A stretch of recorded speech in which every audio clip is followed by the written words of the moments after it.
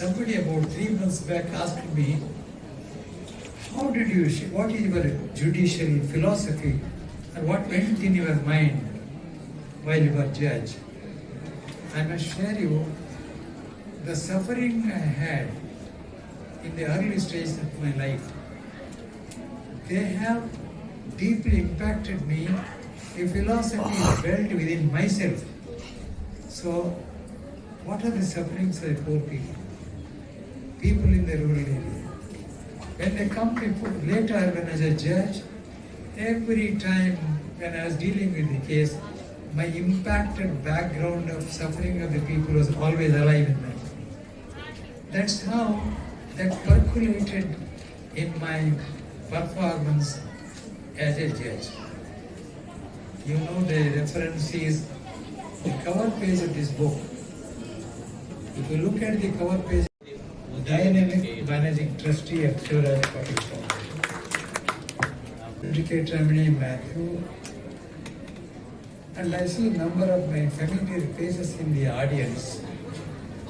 If I take the names, probably we will consume more time. I'll refer to few of them and adopt those who have already taken names. I think that will save time.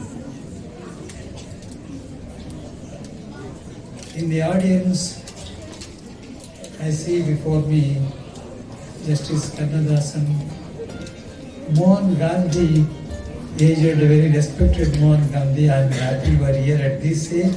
Although you are not able to move, still you have come with the spirit. Your name brings Gandhi, the spirit of Gandhi. Thank you. And Mr. Ramchandran, Mr. Radhakrishnan, Mr. Satyakumar, from our side, people from my well-wishers from Karnataka have come, about 25 persons have come, and one of them sample you had in Mr. Devada's family speech, which was additional local gentleman. And we have Justice K. Bacha and many more. Dr. Venkateshwar Prajaram, a famous Arvind Eye Center, well known not only in Madurai but all over India and beyond the borders of the country as well. And above all, I am seeing the large number of students, youth, girls and boys. I would like to devote a little more time for them. I think that will be very relevant for the reason future belongs to them and they are the future of the country. That's the reason why I thought that I'll reflect to them a little later. In the first place, on one hand I am overwhelmed. On the other hand, I am very much humbled. Every one of the speakers who spoke till now, right from Justice Mahadevan, Justice Karpoyanagam, Mr. Puneelam,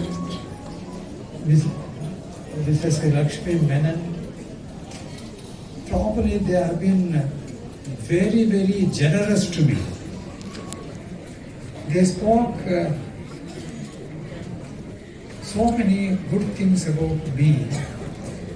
At this stage, I will recall one statement of the great statesman of India, Rajaji, Rajgopalaji. He said, long back, praise or appreciation of a person should go to his heart but should not turn his head. I assure the galaxy of the people, respected people on the dais who have spoken about me, please take it that your speeches have humbled me further. Whatever you have said has reached the heart and not turned my head. This is my assurance.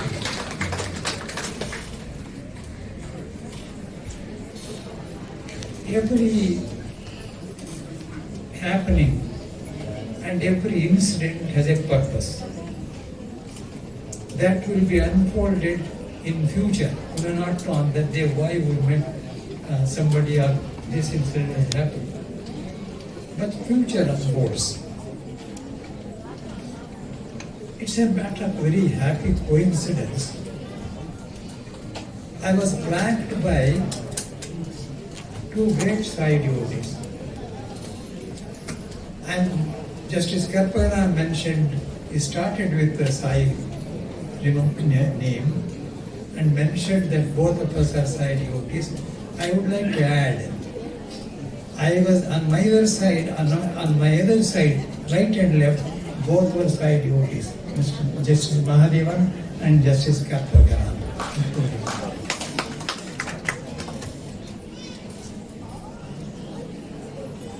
I may happily recall, I was in the High Court of Madras from 1994 to January 99. To put it precisely, 4 years, 8 months, 21 days I served as Judge of High Court of Madras. During this period, so many things they have already spoken about the book, etc. But I will focus and specially speak about my Madras chapter that is relevant today when Tamil version is being released. When I saw the house full with heart full, that's what Justice Karpana said, because the gathering, I think 200 people waiting outside, they could not get the seat. I am deeply touched and deeply impressed. People of Tamil Nadu have shown me so much love and affection.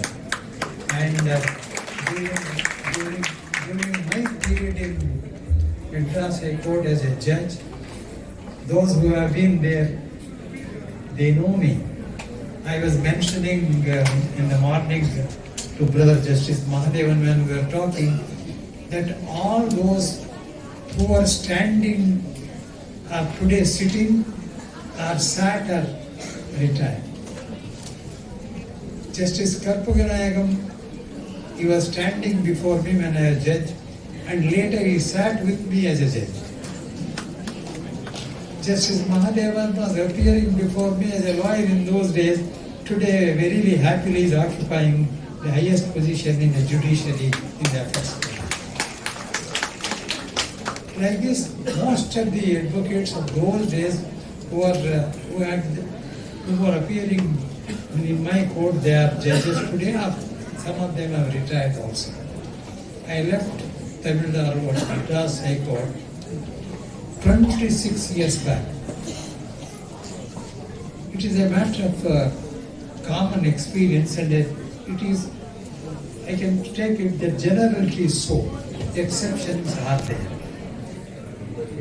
When people are in power, whether it is a political power or when people are in positions, occupying various positions including the judges. Large number of people, they come before you, they salute you. The moment you are retired, they behave as if they don't know you. Subject exceptions.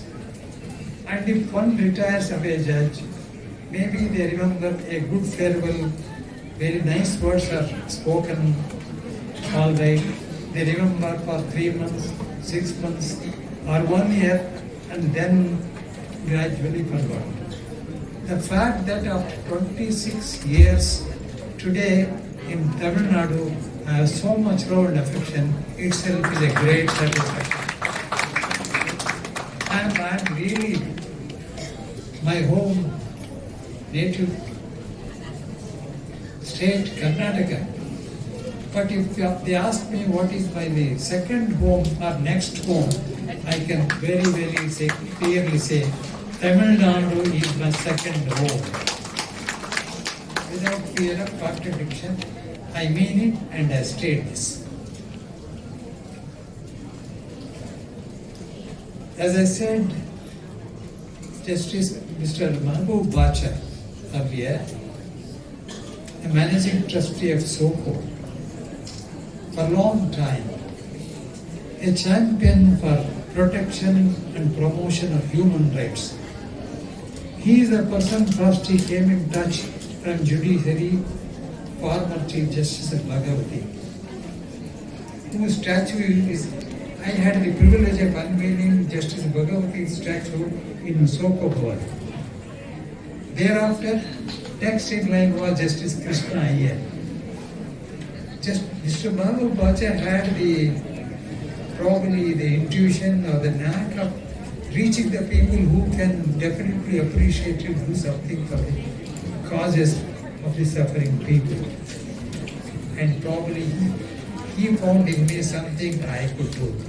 Thereafter he got in touch with me, brought me to Madurai for a few functions, and I really very honest, dedicated and committed. I also refer to the family members of Mahbub Bacha here. Mrs. Bacha and these sons are there. The moment I said Tamil version is being done to be translated, with great feeling I thought, this is the time. This book must be dedicated to Mahbub Bacha, respecting the human rights. That's how the book is dedicated. Reference is made. I was surprised. Justice Mahadevan has read perhaps back to back from page 1 to the last page. The way he was speaking, I was feeling though I could not fully follow, but substance I could gather. And when Justice Karthikeyanam was speaking, and Justice Mahadevan, they were speaking, others also, the response by way of claps indicated me that it couldn't have Justice Jayashadan recollecting how various occasions how I was of some use to him. But at that time I felt I should have known one more language, namely Tamil. Probably I would have enjoyed it fully. But be that as may, I could see the spirit and the emotions. He referred to my humble background. I should share for the benefit of particularly youngsters who come from the rural background and the poverty situation. I come from a very small village, most backward village, because we were under the Hyderabad and Nizam state, most neglected and ignored village. And I know that poverty, not by definition, not merely by definition, I know poverty by suffering. I hold a strong view that poverty is not a curse. It is a boon, provided we try to convert the curse into boon by our efforts. How that could be done? If you want an example, I am before you. I will not go into the details because I will cover something else. And with that poverty, quote on the top. That is the distance I have covered during the period. Time spent and distance. How I have covered the distance is a matter which I will share very precisely.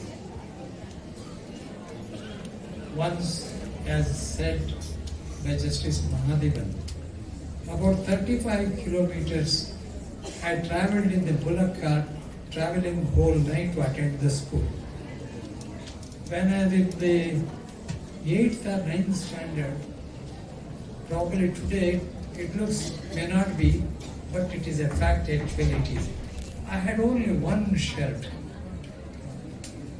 I had one shirt which I used to wash after coming back from the school and early morning, dry it and put it again. The level I am thinking, it was not for the life lessons are more impacting. They go very deep in the heart because they are born out of your experience. And then in my village, backward I said, no hospital facilities, no schools except a government primary school. And I must remember one teacher who taught me moral lessons. He told me in my 4th standard, all human beings are equal. I did not know human rights, etc. at that time. And that, the more than parents and others, when teachers say something, students get very much impressed. The hearts of the children are like a white canvas. You want to paint a beautiful picture or just to throw ink on them. It is an impressionable age. That remained in my mind. And every time, my mother, of course, I cannot remember her face because she died at the age of when I was 2 years old. No photographing those days. In my autobiography, I have reflected. I have studied under the light of a lantern, and that reminds me, Justice Muthuswamy here of this place. He also studied under the shade of lantern, the street light. Dr. M. Vishweswaraya, Bharat Ratna, he also studied in the lamp of the street light. I cannot be exact, but I can say approximately. Out of 10 achievers anywhere, 7 or 8 people come from the poverty or sufferings. Because perhaps that is a driving force for them to come up. In that sense also, poverty is not a curse because it has made you and shaped you. Backward is so much. I was the first graduate in my village. After matriculation, I went to college, and Justice Karpagaman mentioned about my quote, Triple H formula. If I had to come here, I have stated in one of my books, Good Morning 365. In that series, I have done Good Morning 365, Good Evening 365, and Good Night 365 is under print now. What is happening? One of that I said was, I repeat, particularly for students, hard work, honesty, and humility get blessed by divinity. It is 100%. Show me a person who has followed these principles and failed in life. Hard work, good. Honest is fine. But if you are very intelligent, hardworking and honest, if you are not humble, that get neutralized. Humility is a great human quality.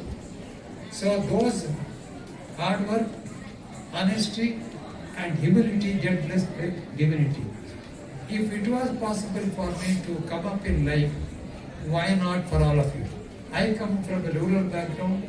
I have suffered poverty. Nobody was educated in my family, in my village itself. So an interesting thing I want to say. After matriculation, I had to take